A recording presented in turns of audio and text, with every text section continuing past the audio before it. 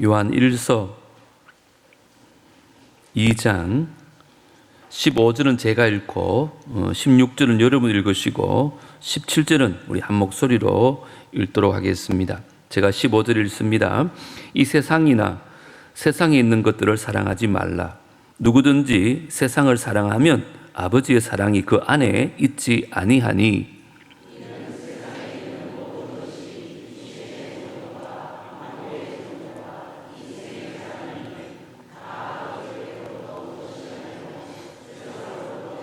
다 같이요. 이 세상도 그 정욕도 지나가되 오직 하나님의 뜻을 행하는 자는 영원히 거하느니라. 아멘. 3부에 오신 여러분들을 주의 이름으로 축복합니다. 오늘 말씀의 제목은 이 세상을 사랑하지 말라, 이렇게 한번 본문대로 잡아 보았습니다. 우리 그리스도인의 삶에는요, 올바른 사랑이 있고 거짓된 사랑이 있습니다. 우리에게 잘못된 사랑은 하나님이 미워하는 것을 사랑하는 것입니다. 사도 요한은 오늘 본문을 통해서 이 세상을 더 이상 사랑하지 말라고 우리에게 권면하고 있습니다. 여러분, 세상을 사랑하지 말라는 것이 우리가 즐겨 먹는 커피나 또 아이스크림을 먹지 말라는 말일까요? 아니면 여행을 다니거나 쇼핑을 하지 말라는 말일까요? 아마 그런 뜻이라면 우리는 집도 팔아야 되고 직장도 그만두고 수도원이나 기도원으로 다 들어가야 할 것입니다. 우리는 성경을 해석할 때 하나님의 의도하신 뜻을 너무 지나치게 과장해서 해석하는 것을 주의해야 합니다. 오늘 본문에 세상을 사랑하지 말라는 것은 우리가 세상과 단절된 삶을 살아라, 그런 의미로 하신 말씀이 아닙니다. 여러분, 여기 세상이란 말은 헬라어로 코스모스라는 뜻을 가지고 있습니다. 이 헬라어의 코스모스라는 뜻을 가진 단어는 세 가지 용법으로 성경에 사용됩니다. 그 첫 번째가 뭐냐 하면 하나님이 창조하신 세상을 일컫는 말이 성경에 많이 나옵니다. 하나님께서 창조하신 세상은 너무너무 아름다운 세상입니다. 찬송가에도 그런 찬송이 있지 않습니까? 참 아름다워라 주님의 세계는 저 솔로몬의 옷보다 더 고운 백합화. 주 찬송하는 듯 저 맑은 새소리, 내 아버지 지으신 그 솜씨 깊도다. 그래서 우리는 세상을 바라보면서 하나님의 오묘한 솜씨에 감탄하고 주님을 찬양합니다. 그리고 그 자연 속에서 우리는 쉼을 누립니다. 이게 첫 번째 의미의 세상입니다. 두 번째 의미의 세상은 세상 사는 사람들을 의미하는 것이 성경에 많이 나옵니다. 그 대표적인 예가 요한복음 3장 16절입니다. 하나님이 세상을 이처럼 사랑하사. 여기 세상이란 말은 이 세상 속에 살아가고 있는 하나님의 형상으로 지원받은 하나님의 사람들, 저와 여러분을 뜻하고 있습니다. 그런 세상은 우리가 사랑해야 하는 세상입니다. 형제를 사랑하라 성령이 명령하고 있지 않습니까? 그런데 세 번째 마지막 세상의 의미가 있는데 바로 마귀의 지배 아래에 있는 세상, 다시 말하면 죄로 인해 타락한 세상을 의미하는 경우가 성경에 많이 나옵니다. 오늘 본문에 보면요, 세상이란 단어가 6번 나옵니다. 그런데 한결같이 오늘 본문에 나오는 단어가 바로 세 번째 단어의 의미입니다. 다시 말해서 여기서 말하는 세상을 사랑하지 말라는 말은 마귀와 죄의 영향력 아래에 있는 세속적인 가치관, 다시 말하면 세속적인 삶의 방식을 따르거나 그것을 사랑하지 말라는 말씀으로 세상을 사랑하지 말라고 말하고 있습니다. 그렇다면 우리가 한번 의문을 가져야 됩니다. 우리가 이 세상을 살아가고 있는데 왜 성경은 세상을 사랑하지 말라고 그랬을까요? 왜 이 세상을 사랑해서는 안 되는 걸까요? 오늘 본문에 보면 정확하게 세 가지 이유를 우리에게 말씀하고 있습니다. 이 말씀 잘 새겨 들으시고 정말 주님 앞에 거짓된 사랑이 아니라 올바른 사랑으로 주님 앞에 칭찬받는 우리 모두가 되기를 주님으로 축복합니다. 세상을 왜 사랑하지 말아야 될까요? 첫 번째, 세상을 사랑하면 하나님의 사랑이 우리 안에 없기 때문에 그렇습니다. 여러분, 이거 무서운 말입니다. 세상을 사랑하면 우리 안에 하나님의 사랑이 없어집니다. 제 말이 아니에요. 자, 15절, 누구든지 세상을 사랑하면 어떻게 된다 그래요? 하나님의 사랑이 그 안에 있지 아니할 것이다. 여러분, 하나님 사랑과 세상 사랑은요, 양자택일입니다. 세상도 사랑하고 하나님도 사랑할 수 있는 것이 아니라 하나님을 사랑하든지 세상을 사랑하든지 하나만 사랑할 수 있다는 거예요. 예수님 말씀하셨잖아요. 한 사람이 두 주인을 섬길 수 없다. 야고보 사도도 세상과 벗된 것은 하나님과 원수가 되는 것이다. 그렇게 말하고 있습니다. 우리가 보고 있는 요한일서의 하나님은 빛이십니다. 세상은 어둠입니다. 빛과 어둠이 공존할 수 없듯이 하나님의 사랑과 세상 사랑은 공존할 수 없습니다. 하나님을 사랑하든지 세상을 사랑하든지 둘 중에 하나를 택일할 수밖에 없다는 것입니다. 그런데 우리가 세상을 사랑하게 되면 하나님의 사랑이 우리 안에 없어집니다. 사실은 무서운 말입니다. 그래서 성경에 보면 하나님은요, 우리에게 어떤 사랑을 요구하는 줄 알아요? 마음과 뜻과 힘과 정성을 다해서 주 너의 하나님을 사랑하라 그럽니다. 어중간한 사랑을 요구하지 않아요. 절대적인 사랑을 요구합니다. 전인격적인 사랑을 요구해요. 배타적인 사랑을 요구합니다. 하나님 우리에게 그런 사랑을 요구하고 있어요. 하나님 사랑과 세상 사랑이 양립할 수 없다는 거예요. 자, 그러면 솔직하게 우리의 모습이 어떻습니까? 정말 하나님을 그렇게 사랑하고 있습니까? 혹시 세상을 더 사랑하고 있지는 않나요? 예수님께서도 마태복음에 이런 말씀하십니다. 아버지나 어머니를 나보다 어떻게 해요? 더 사랑하는 자는 내게 합당하지 않다. 심지어 아들이나 딸을 나보다 더 사랑하는 자도 내게 합당하지 않다. 여러분, 말씀을 주의해서 들어야 돼요. 이 말씀은 아버지나 어머니 사랑하지 말라는 뜻 아닙니다.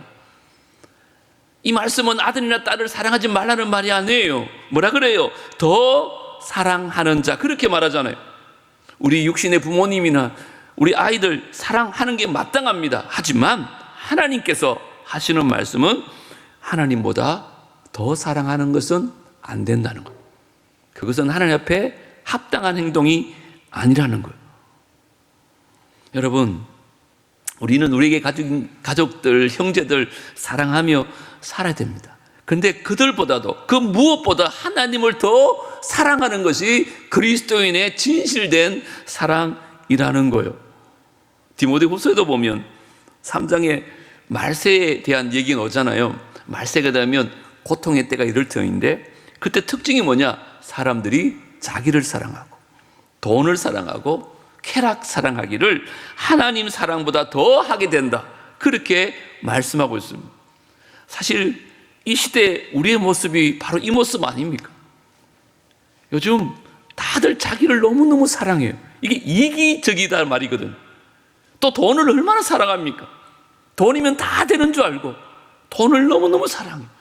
그리고 쾌락 사랑은 말도 못합니다. 세상이 완전히 음란으로 다 흐르고 있습니다. 그래서 어거스틴이 고백론에서 이런 말을 한 적이 있거든요. 나의 사랑은 나의 무게다. 여러분, 이게 무슨 말일까요? 나의 사랑은 나의 무게다. 물건은요, 무게에 따라 움직이는 거예요.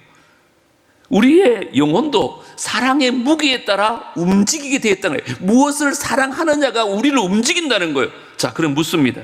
여러분의 마음은 지금 무엇을 향해 움직이고 있습니까? 솔직히 세상을 향해 움직이고 있습니까? 아니면 하나님을 향해 움직이고 있습니까? 우리의 마음의 중심을 아시잖아요. 요한복음 21장에도 보면 부활하신 예수님께서 갈릴리 바다에 베드로를 찾아오십니다. 이렇게 물으시죠. 요한의 아들 시몬아, 네가 이 사람들보다 나를 더 사랑하느냐? 이 말은 너희들이 이 사람들, 여기 있는 동료들, 가족들 사랑할 수 있다. 그런데 시몬아, 너는 이보다 나를 더 사랑하느냐? 이렇게 묻고 있는 것입니다. 여러분에게 똑같은 질문을 하겠습니다. 여러분 가족들보다, 형제들보다, 우리 성도들보다 하나님 더 사랑하십니까? 하나님은 지금 그걸 우리에게 원하고 있습니다. 하나님을 제일 주위로 사랑하는, 세상의 그 무엇보다 하나님을 사랑하는 그 사랑을 우리에게 요구하고 있습니다. 그렇지 않으면 우리 안에 하나님의 사랑이 존재할 수 없다는 것입니다.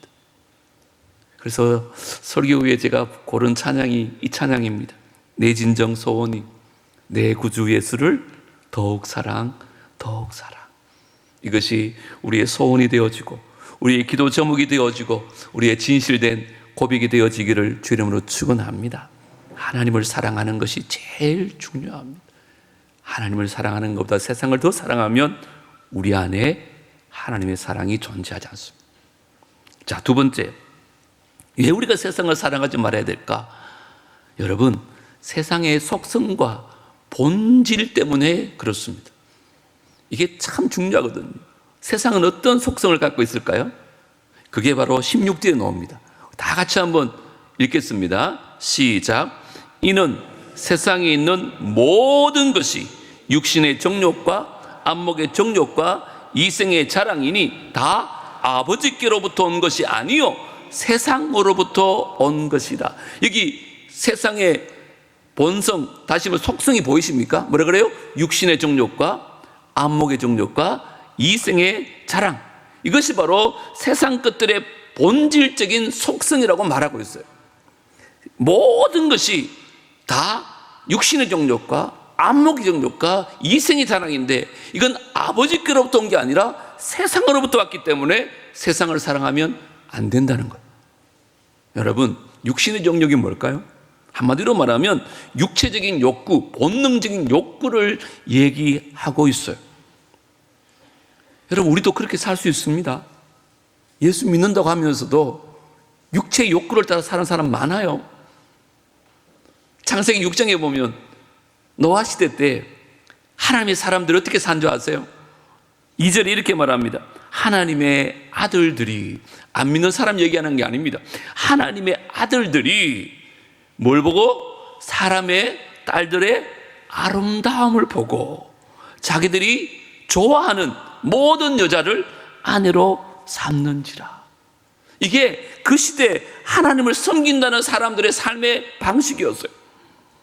그들의 사랑은 하나님을 향한 사랑이 아니라 그들 눈에 사람의 딸들의 아름다움을 보고 자기들이 좋아하는 여자들을 아내로 삼습니다. 근데 여기 아름다움이란 말의 뜻이 뭐냐? 바로 육체적이고 관능적인 아름다움을 의미하는 단어입니다. 이걸 요즘 언어로 말하면 몸짱 있잖아요. 얼짱 있잖아요. 그렇게 바꿀 수도 있습니다. 하나님을 향한 사랑이 아니라 사람들을 향한 사랑, 아름다움을 향한 사랑으로 바뀌어졌어요. 자, 이게 우리가 생각하기엔 당연한 거 아닙니까? 우리 본성을 갖고 있는데, 그런데 하나님께서는 이것을 얼마나 미워하는지 아세요? 그 다음 절에 나옵니다. 창세기 6장 3절 다 같이 읽어볼까요? 시작. 여호와께서 이러시되 나의 영이 영원히 사람과 함께하지 아니하리니 이는 그들이 육신이 됨이라. 하나님의 영이 그들과 영원히 함께하지 않겠다는 것. 그 결과가 뭘까요? 노아 홍수입니다. 하나님이 세상을 물로 심판합니다. 육신의 정욕은 우리를 멸망케 합니다. 얼마나 무서운지 몰라요. 자, 두 번째, 안목의 정욕은 뭘까요, 여러분? 쉽게 말하면 눈으로 들어오는 욕망을 의미합니다. 견물생심이란 말이 있잖아요. 보는 것으로부터 마음이 생기는 거예요. 욕구가 생겨요. 갈망하는 마음이 생깁니다. 우리 주변을 보세요. 소리로도 유혹을 받지만 대부분 눈으로 보는 것만큼 강력하게 우리를 유혹하는 게 없어요. 여러분, 여자분들 여고생 동창을 만나고 오면 집에서 막 화를 내는 경우 많죠. 뭘 보고 온 거예요. 학교 다닐 때 내보다 공부도 못했는데 남편 잘 만나가지고 좋은 집에 살고 착한 차 몰고 다니고 집에 갔더니 TV도 크다고. 그 갑자기 있잖아요. 그 눈으로 보이는 것들이 내 안에 욕구가 일어나는 거예요. 욕망이 막 일어나는 거예요. 근데 심각한 것은 사무엘 하 11장에 보면 다윗과 바세바의 스캔들 사건이 기록되어 있어요. 어디로부터 출발하는 줄 아세요? 자, 2절 한번 보십시오. 저녁 때에 다윗이 그의 침상에서 일어났어요. 왕궁 옥상을 거닐다가 어떻게 됐어요? 그곳에서 보는 것으로 시작합니다. 봤더니 한 여인이 막 목욕을 하는데 얼마나 아름다워 보이는지. 여러분, 목욕을 하는 여인을 보는 데서부터 범죄는 시작되어진 거예요. 이게 뭘까요? 안목의 정욕에서부터 육체의 정욕이 격발되는 것을 우리는 다윗을 통해 알 수 있어요. 그래서 안목의 정욕은 너무너무 중요해요. 우리의 눈을 사로잡고 있는 수많은 바세바들이 우리 주변에 많습니다. 수많은 광고들 보십시오. 드라마의 PPL 알죠? 그거 한번 방송되고 나면 그렇게 많이 팔린대요. 왜 그럴까요? 나도 모르게 보는 순간 욕구가 생기는 거예요. 내가 저거 사면 행복하는 것처럼, 마치 드라마의 주인공이 될 것처럼. 그래서 그렇게 많이 팔린대요. 다 안목의 정욕입니다. 요즘 특별히 젊은 세대들은요, 음란물에 너무 노출되어 있습니다. 너무 쉽게 볼 수 있어요. 이게 그냥 흘러 지나가는 게 아닙니다. 보는 순간 우리 안에 욕구가 생기는 거예요. 그래서 눈을 조심해야 돼요. 저는 시편의 기자가 이런 기도를 한 적이 있습니다. 내 눈을 돌이켜 허탄한 것을 보지 말게 하시고 주의 길에서 나를 살아나게 하소서.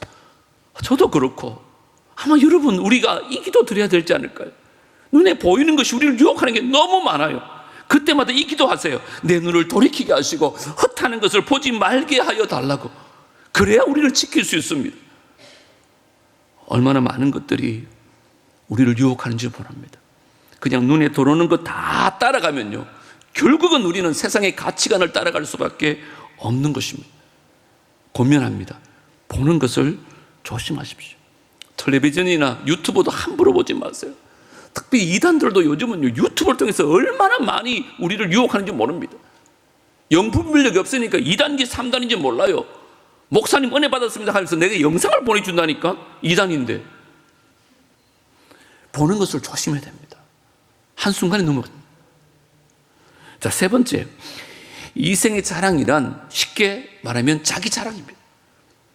저도 마찬가지인데 사실은 우리 안에요, 다 자기 자랑에 대한 욕구가 있습니다. 자식 자랑하고 싶고, 자기 자랑하고 싶고, 내가 가지고 있는 소유물을 자랑하고 싶고. 왜 그런지 알아요? 그러면 인정받거든. 인정이 욕구가 있으니까 자꾸 자랑을 하는 거죠. 어느 목사님이 설교 시간에 이런 얘기 하더라고요. 저는 그렇게 대답 못할 것 같은데 어느 중년의 여인이 목사님을 찾아와서 심각하게 상담을 하더랍니다. 목사님, 제가 아침에 일어나서 거울을 볼 때마다 그 거울에 비친 저의 아름다운 모습을 보고 황홀감을 느끼고 있습니다. 목사님, 이게 죄일까요? 그때 목사님 뭐라고 대답했을까요? 아닙니다. 그건 죄라기보다 착각입니다. 그랬죠. 인간이 다 그런 착각 속에 살아요. 그러니까 인정받고 싶은 거죠. 목사님 찾아와가지고, 아이고, 이게요, 여러분 육신의 정욕, 안목의 정욕, 이생의 자랑이요, 세상의 본질적인 속성이기도 하지만 우리를 유혹하는 마귀의 가장 강력한 무기가 이거라는 것을 아셔야 돼요. 마귀가 우리를 유혹할 때 이걸로 유혹합니다. 여러분, 최초의 인간이 아담, 하와 아닙니까? 마귀가 뭐로 유혹했어요?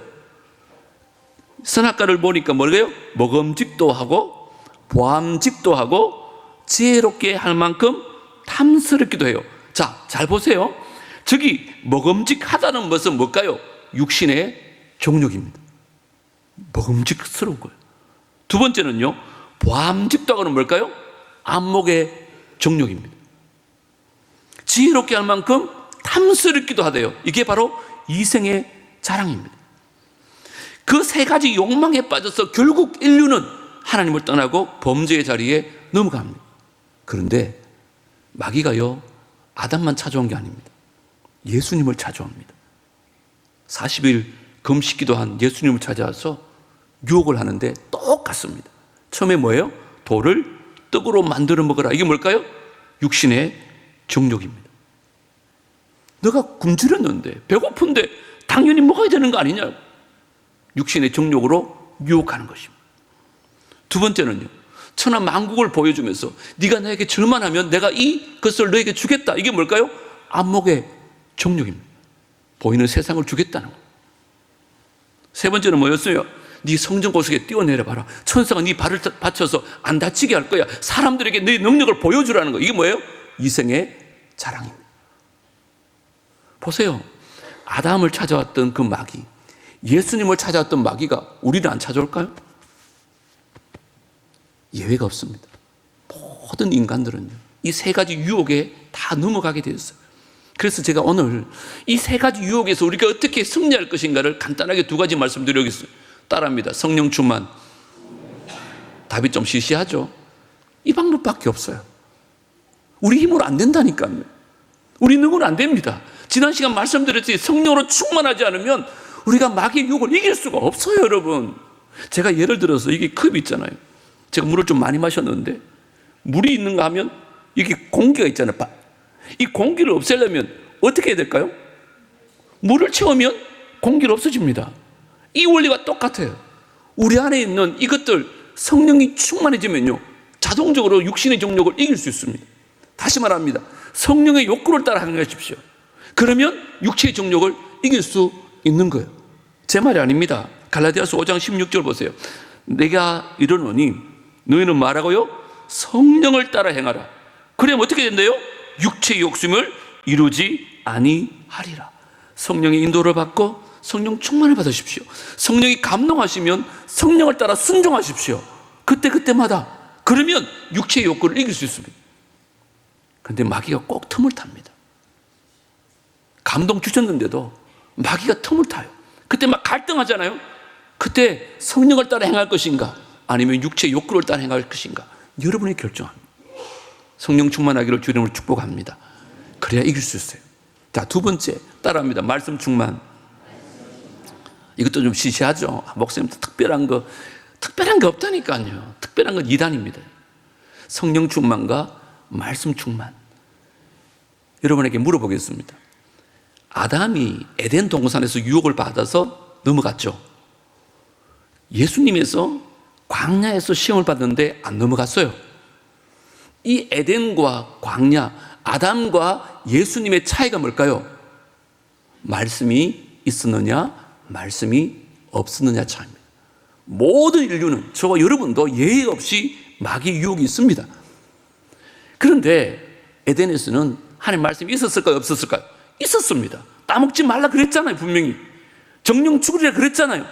그런데 눈에 보이는 안목의 정욕들, 육신의 정욕들, 이생의 자랑만 보고 말씀을 생각하지 않았던 거예요. 그러니까 인류에게 죄가 돌아요. 그런데 여러분, 광야는요, 에덴과 완전히 대비되는 곳입니다. 에덴은 완벽한 조건을 다 갖춘 곳이지만 광야는 아무것도 없습니다. 그것도 40일 굶주렸습니다. 그럼에도 불구하고 예수님 어떻게 얘기했어요? 기록되었으되, 기록된 말씀으로 마귀 유혹을 이기고 승리하더라는 것입니다. 다시 한번 권면합니다. 우리가 세상 살아갈 때에 마귀가 우는 사자처럼 우리를 삼키려고 찾아옵니다. 그때 대부분 안목의 육신의 정욕, 안목의 정욕, 이생의 잔혹으로 우리를 유혹할 것입니다. 그때 성령 충만하시고 말씀 충만하여 세상을 이기고 마귀를 이길 수 있는 우리 모두가 되어지기를 주의 이름으로 축복합니다. 그렇게 될 때 우리는 세상과 나는 간 곳 없고 구속한 주만 보인다는 이 고백의 자리에 일어나게 될 것입니다.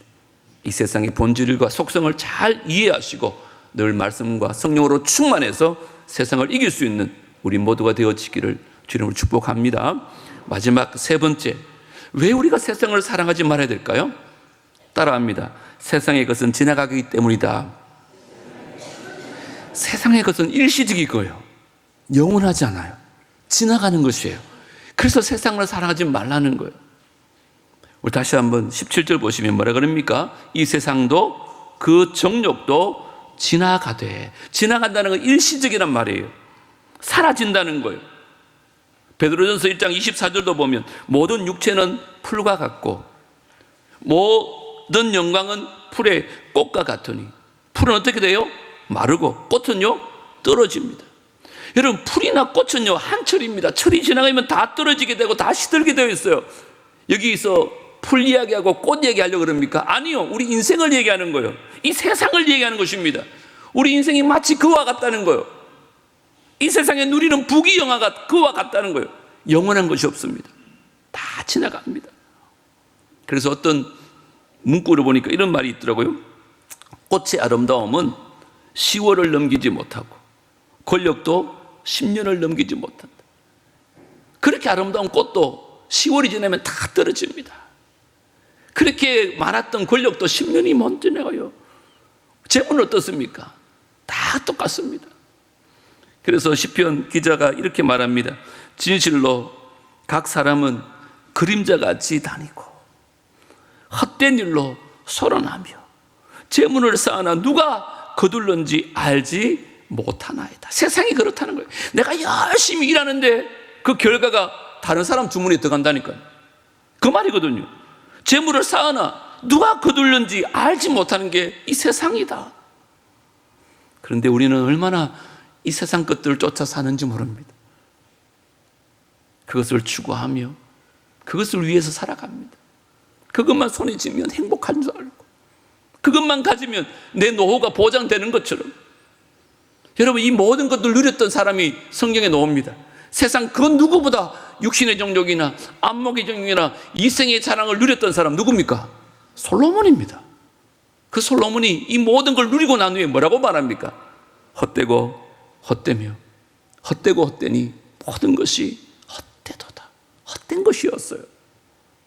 이 헛되단 말은 히브리어로 바람을 잡다 이런 뜻이에요. 여러분, 손으로 바람을 잡아보십시오. 잡힐까요? 잡히는 것 같은데도 다 빠져나갑니다.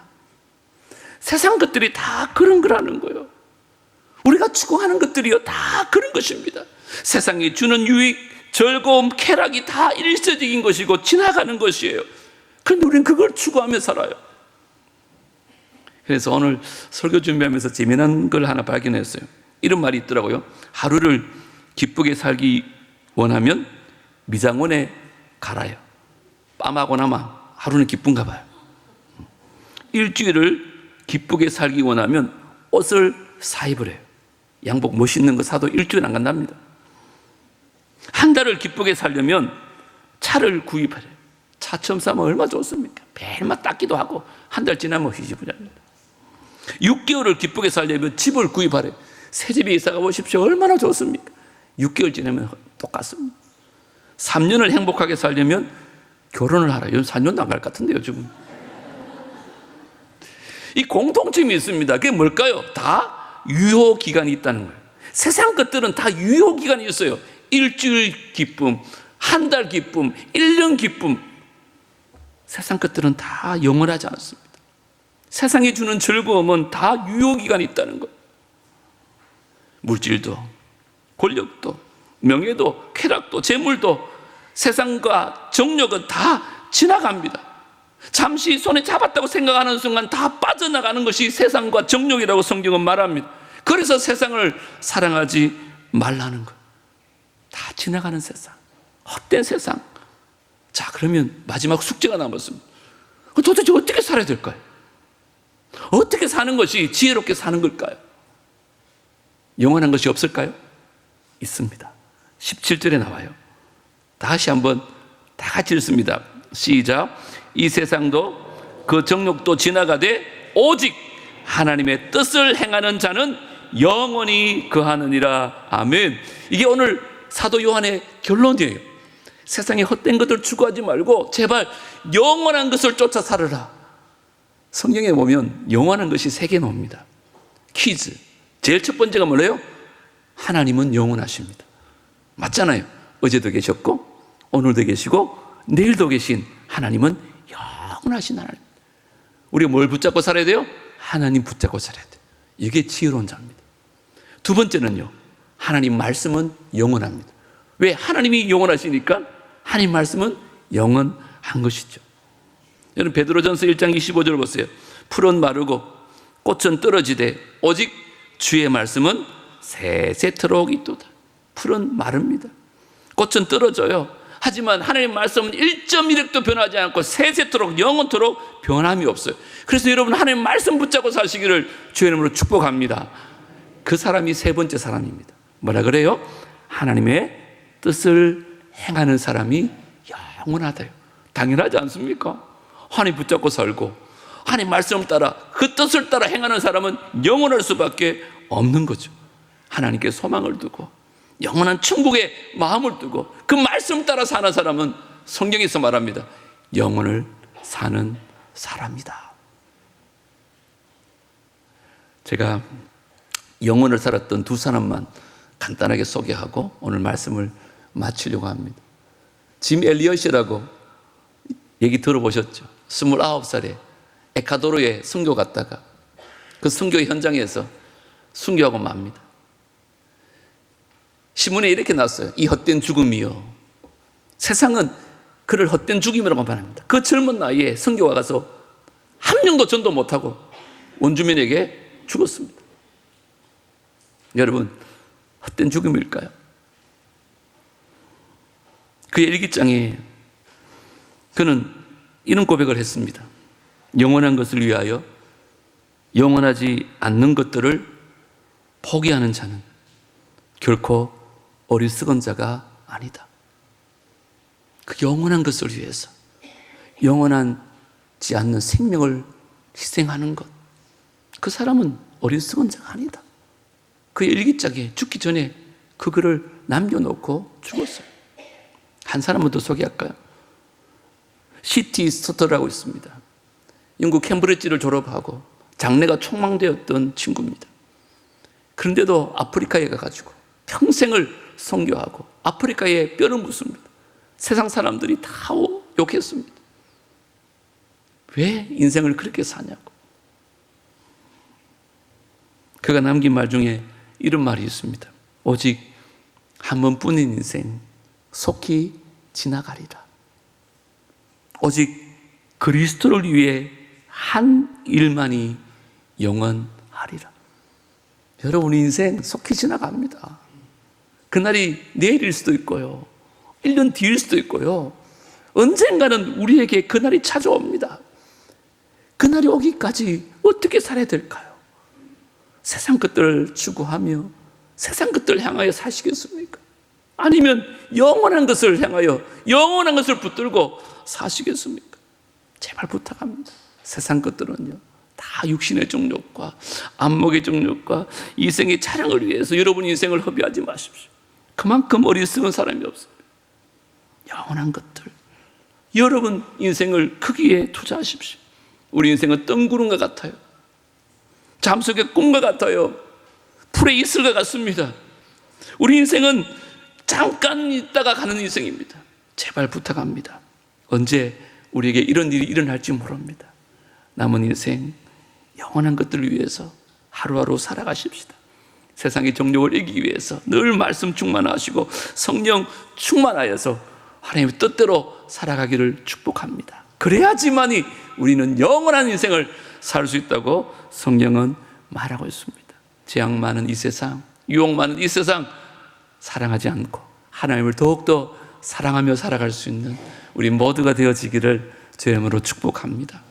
하나님, 말씀 앞에 정직하게 우리를 돌아보니 우리도 하나님보다 세상을 더 사랑한 것 같습니다. 우리도 하나님보다 부모나 형제나 자녀들을 더 사랑한 것 같습니다. 하나님도 사랑하고 세상도 사랑하다 보니 우리 안에 하나님 사랑이 없는 줄도 모르고 우리가 그렇게 살았습니다. 하나님, 이 세상의 속성은 육신의 정욕과 안목의 정욕과 이생의 자랑뿐인데 그것을 추구하며 살지나 않았는지, 눈에 보이는 대로 귀에 들리는 대로 세상을 따라 살지는 않았는지, 하나님 정직하게 우리 모습을 돌아보기를 원합니다. 다 지나가는 것들, 헛된 것들을 쫓으며 살지는 않았는지, 오늘 말씀으로 우리에게 찾아오신 주님, 성령으로 충만케 하시고 말씀으로 충만케 하여 주시어서 세상보다 하나님을 더 사랑하게 하여 주시고 하나님 말씀을 붙잡게 하여 주시고 하나님의 뜻을 따라 행하는 우리 모두가 되게 하여 주시옵소서. 내 구주 예수를 더욱 사랑, 더욱 사랑, 더욱 사랑, 더욱 사랑 고백하며 찬양하는 우리 모두가 되게 하여 주시옵소서. 예수님 이름으로 기도드리옵나이다. 아멘.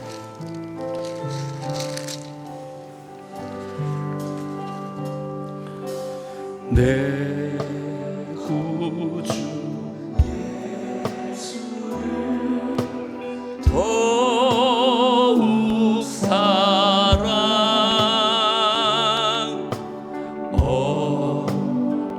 엎드려 비는 말 들으소서. 내 진정 소원이 내 진정 소원이 내 구주 예수를 더욱 사랑 더욱 사랑. 이전엔 세상 나 기뻐서도 이전엔 세상 나 기뻐서도 지금 내 기쁨은 지금 내 기쁨은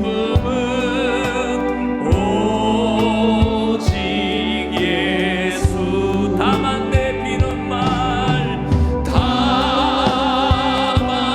내 비는 말 내 구주 예수를 더욱 사랑 더욱. 자리에 일어나겠습니다. 이 세상 떠날 때 이 세상 떠날 때 찬양하고 숨질 때 하는 말 숨질 때 하는 말 이것일세. 아멘. 다만 내 비는 말 내 구주 예수를 더욱 사랑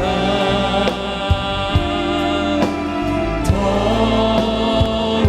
다만 내 비는 말 내 구주 예수를 더욱 사랑. 다만 내 비는 말 내 구주 예수를 더욱 사랑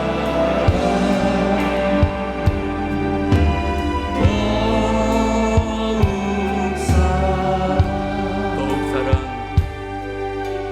더욱 사랑 더욱 사랑 더욱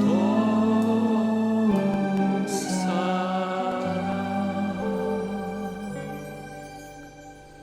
이제는 우리 구주 예수 그리스도의 은혜와 하나님 아버지의 무한하신 사랑과 성령 하나님의 교통하심과 내주하심과 인도하심이 말씀 앞에 정직하게 우리를 돌아보고 이제는 세상보다 주님을 더 사랑하기로 결단하고 돌아가는 귀한 주의 백성들과 그들의 가정과 자녀들과 하시는 모든 일들 위에 사랑하는 남북의 공동체 위에 이제로부터 영원토록 함께 있을지어다.